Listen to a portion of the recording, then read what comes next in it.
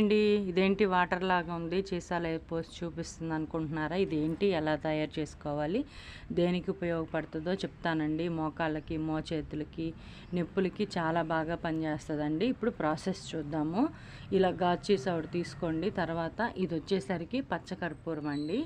మన దేవుడి సామాగ్రి షాపుల్లో అడిగితే ఇస్తారు. ఇది వచ్చేసరికి ముద్ద కర్పూరం. ఇది పిప్పర్మెంట్ అంటారండి. పచారీ షాపుల్లో అడిగినా ఇచ్చేస్తారు పిప్పర్మెంట్ అంటే.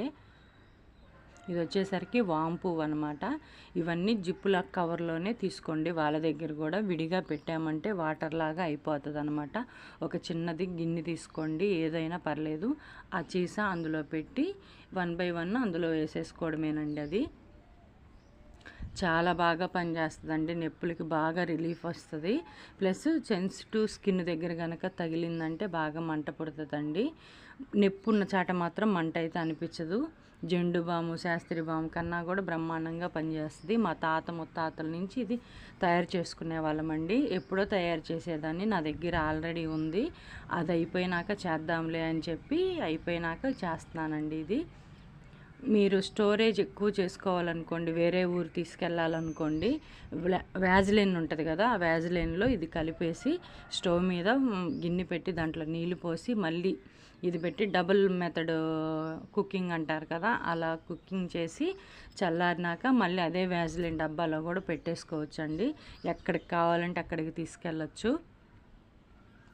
ఇవన్నీ నాకు 100 రూపాయలు అయినాయండి. ఈ 4 కూడా 4 పాతికలు పెట్టి తెచ్చుకున్నాను నేను.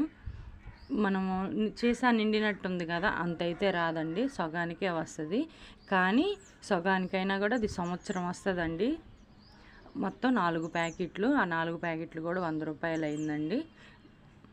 వ్యాజిలిన్ ఒక 50 రూపాయలు వేసుకోండి, 150 రూపాయలు సంవత్సరం మొత్తం వస్తుంది. తెల్లారిపోయేసరికి ఇలా వాటర్ లాగా అయిపోద్దండి.